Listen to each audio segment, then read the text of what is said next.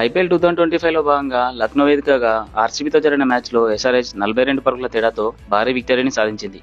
IPL నుండి eliminate అయ్యాక ఎల్ఎస్జీని ఓడించి వారిని ప్లే ఆఫ్ కి దూరం చేసిన ఎస్ఆర్హెచ్ ఈ మ్యాచ్లో ఆర్సీబీని ఓడించి వారి టాప్ 2 పొజిషన్ కి గండి కొట్టింది. ఈ మ్యాచ్ ఓటంతో ఆర్సీబీ థర్డ్ ప్లేస్ కి పడిపోయింది. 2021లో ఆర్సీబీని ఓడించి టాప్ 2లో లేకుండా చేసిన ఎస్ఆర్హెచ్ మరోసారి అదే సీన్ ని రిపీట్ చేసింది. గెలిచే పటిష్ట స్థితిలో ఉన్న ఆర్సీబీని అద్భుతమైన బౌలింగ్ తో ఓడించింది.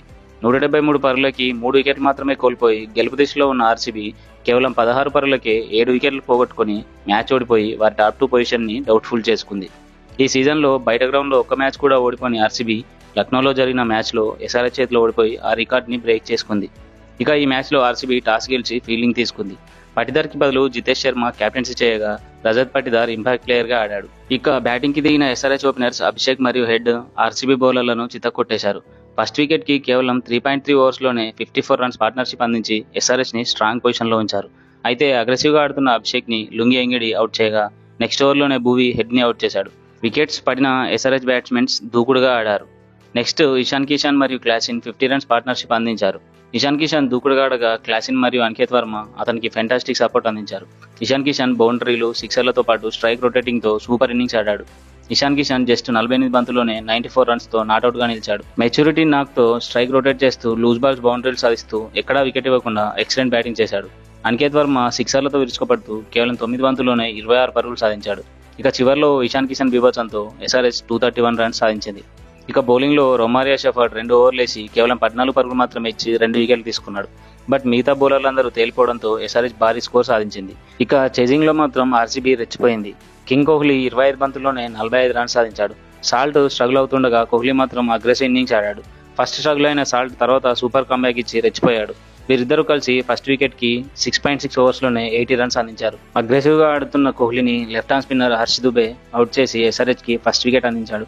తర్వాత వచ్చిన మయాంక్ అగర్వాల్ స్ట్రగుల్ అవ్వగా సాల్ట్ మాత్రం 32 బంతుల్లోనే 62 రన్స్ సాధించాడు. నెక్స్ట్ నితీష్ కుమార్ రెడ్డి బౌలింగ్ కు వచ్చి మయాంక్ అగర్వాల్ ని అవుట్ చేయగా తర్వాత ఓవర్లో కమిన్స్ వచ్చి ఎక్సలెంట్ డెలివరీతో అగ్రెసివ్ గా ఆడుతున్న సాల్ట్ ని అవుట్ చేశాడు. అయితే కమిన్స్ నితీష్ కుమార్ కి బౌలింగ్ ఇవ్వడం తాను వికెట్ తీయడం అనేది అవుట్ ఆఫ్ ద బాక్స్. అసలు కెప్టెన్ కమిన్స్ నితీష్ కి బౌలింగ్ ఇస్తాడని ఎవరూ ఊహించరు. వీరిద్దరూ అవుట్ అయ్యాక జితేష్ శర్మ మరియు రజత్ పాటిదార్ సూపర్ బ్యాటింగ్ తో టార్గెట్ ని ఈజీగా చేజ్ చేస్తారని అనుకున్నారు. 4th వికెట్ కు వీరిద్దరూ జస్ట్ 4.4 ఓవర్స్ లోనే 44 రన్స్ సాధించారు. సో వీరిద్దరు బ్యాటింగ్ తో ఆర్సీబీ టార్గెట్ ని ఈజీగా చేజ్ చేసేలా కనిపించింది. బట్ ఈ మ్యాచ్ టర్న్ చేసింది ఎస్ఆర్హెచ్ ని గెలిపించింది మాత్రం శ్రీలంకన్ పేస్ బౌలర్ ఇషాన్ మలింగ. ఒకే ఓవర్లో జస్ట్ 3 పరుగులు మాత్రమే ఇచ్చి పటిదార్ ని రన్అట్ చేసి షెఫర్డ్ ని కాట్ అండ్ బౌల్డ్ గా అవుట్ చేశాడు. పటిదార్ ని డైరెక్ట్ హిట్ తో రన్అట్ చేసిన మలింగ లాస్ట్ మ్యాచ్ లో 15 బంతుల్లో హాఫ్ సెంచరీతో ఆర్సీబీని గెలిపించిన షెఫర్డ్ ని నెక్స్ట్ బంతికి అవుట్ చేశాడు. ఇక తర్వాత జితేష్ శర్మ పెద్ద షాట్ కి ప్రయత్నించి అవుట్ అవగా ఫిట్ గా లేని టిమ్ డేవిడ్ కూడా తొందరగానే అవుట్ అయ్యాడు. నెక్స్ట్ కృణాల్ పాండ్యాతో పాటు టెలెండర్స్ అందరూ వరుసగా అవుట్ అవడంతో ఆర్సీబీ 42 రన్స్ తేడాతో గెలిచే మ్యాచ్ ని ఓడిపోయి టాప్ 2 పొజిషన్ ను చేజార్చుకుంది. ఈ విధంగా మిడిల్ ఆర్డర్ ఫెయిల్ అయితే ఆర్సీబీ ఈ సీజన్ లో ట్రోఫీ సాధించడం కష్టమే. ఇక ఈ మ్యాచ్ విన్నర్ ఇషాన్ మలింగ 4 ఓవర్లలో 37 రన్స్ మాత్రమే ఇచ్చి 2 వికెట్లు తీసుకున్నాడు. కెప్టెన్ కమిన్స్ సూపర్ కెప్టెన్సీతో పాటు బౌలింగ్ కూడా అద్భుతంగా చేశాడు.